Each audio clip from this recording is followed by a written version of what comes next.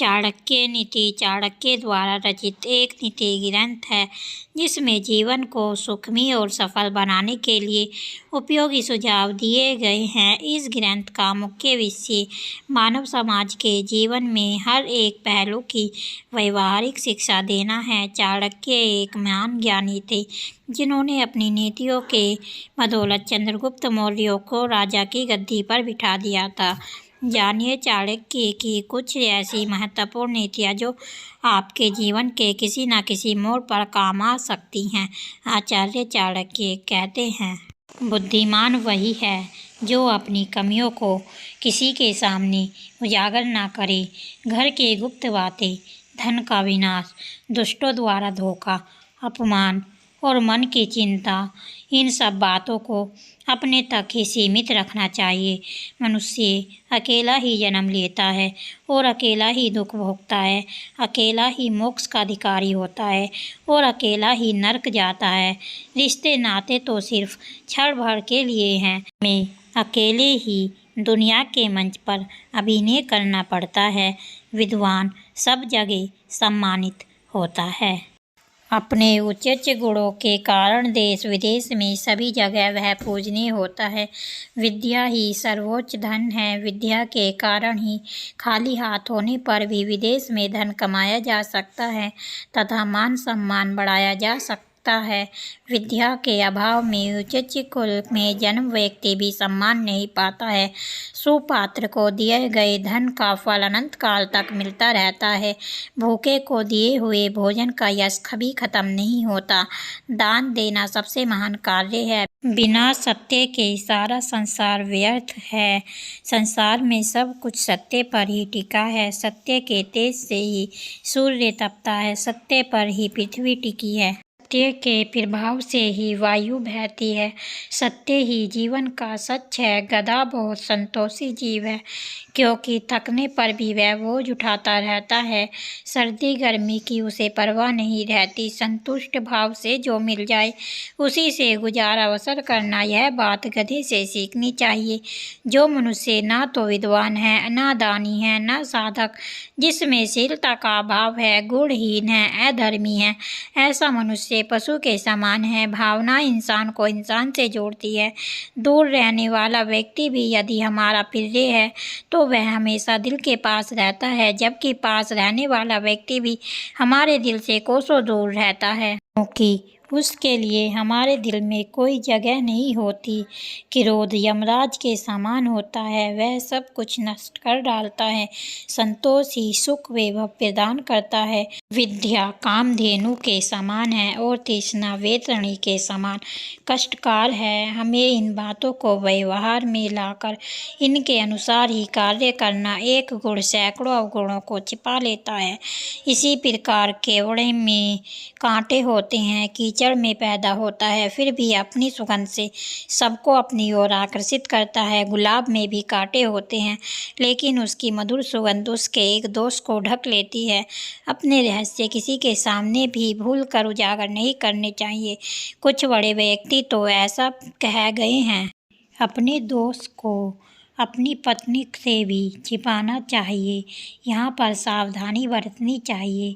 सीधेपन का लोग लाभ उठाते हैं। मनुष्य को इतना सरल हृदय का नहीं होना चाहिए कि हर कोई उसे दगा दे। जंगल में सीधे खड़े वृक्षों को ही पहले काटा जाता है। टेढ़े मेढ़े वृक्ष परेशान से सीना तान के खड़े रहते हैं। सुख सदैव किसी को नहीं मिलता है।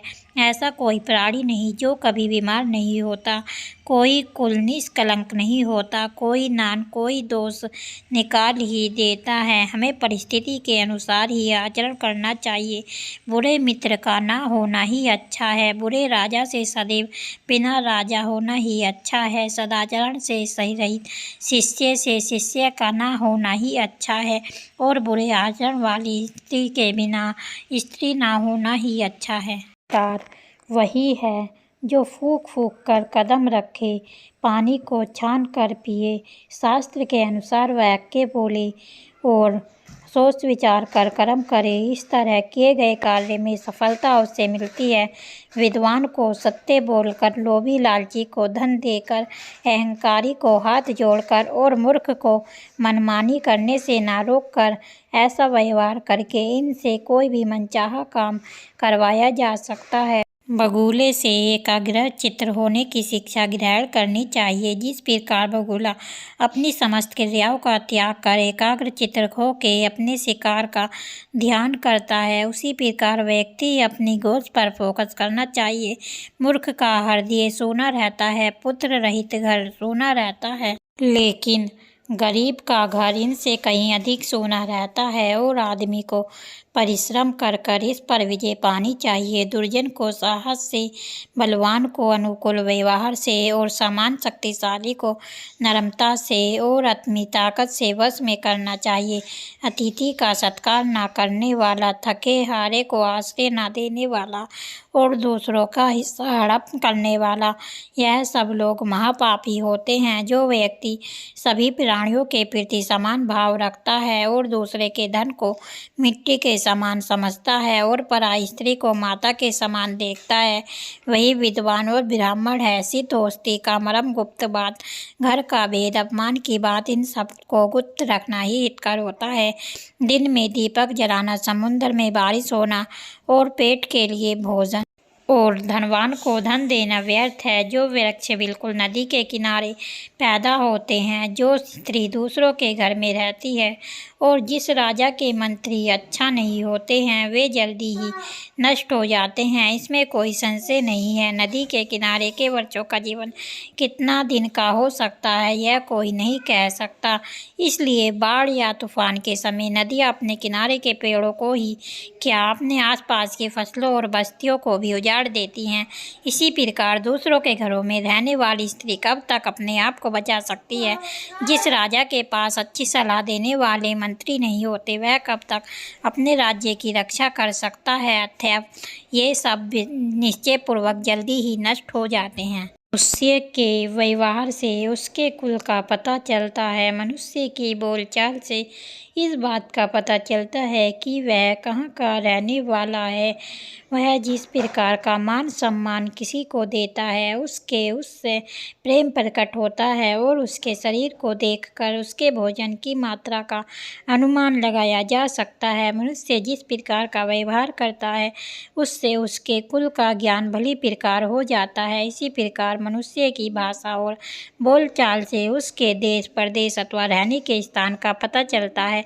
मनुष्य जिस प्रकार का किसी के प्रति आदत प्रकट करता है, उससे यह स्पष्ट हो जाता है कि उसका स्वभाव कैसा है। इसी प्रकार उसके शरीर की बनावट देखकर उसके खाने की मात्रा का अनुमान लगाया जा सकता है। बनावट और उसका व्यवहार किसी भी मनुष्य के मन की स्थिति को पूरी तरह से बता देता है, लेकिन इसके लिए अनुभव का बहुत आवश्यक है। कोयल को सौंदर्य उसके स्वर में है, उसकी मीठी आवाज़ में है। स्त्रियों का सौंदर्य उनके पतिव्रता होना में है। क्रूप लोगों का सौंदर्य उनके विद्यावान होने में है और तपस्वी की सुंदरता उनके श्रमवान होने में है। अर्थ यह है कि व्यक्ति का सौंदर्य उसके गुणों में छिपा रहता है। जिस प्रकार कोयल को और कौवे दोनों काले होते हैं, परंतु कोयल की मीठी कूक सभी को प्यारी होती है, या मीठा स्वर ही उसका सौंदर्य है। इसी प्रकार वही स्त्रियां सुंदर मानी जाती हैं जो पतिव्रता होती हैं। अर्थात स्त्री का सौंदर्य उसका पतिव्रता धर्म है। समाज में भी पतिपरायण स्त्री को ही सम्मान प्राप्त है, उसी की लोगों द्वारा सराहना की जाती है और शरीर से कुरूप व्यक्ति भी विद्या के कारण आदर का पात्र बन जाता है। जैसे सत्यवती पुत्र व्यास तप करने वाले व्यक्ति की शोभा उसकी क्षमाशीलता के कारण होती है। महर्षि भृगु ने भी क्षमा करने की विशेषता के कारण ही श्री विष्णु को देवताओं में सर्वश्रेष्ठ घोषित किया था। दुख देने वाले हृदय को जलाने वाले बहुत से पुत्रों के उत्पन्न होने से क्या लाभ? कुल को सहारा देने वाला एक ही पुत्र श्रेष्ठ होता है। उसके आश्रय में पूरा कुल सुख भोगता है। ऐसा बहुत से पुत्रों से कोई लाभ नहीं जिनके कार्यों से परिवार को शोक का सामना करना पड़े, हृदय को दुख पहुँचे। ऐसे बहुत से पुत्रों की अपेक्षा परिवार को सहारा देने वाला एक ही पुत्र अधिक उपयोगी होता है। जिसके कारण परिवार को सुख प्राप्त होता है।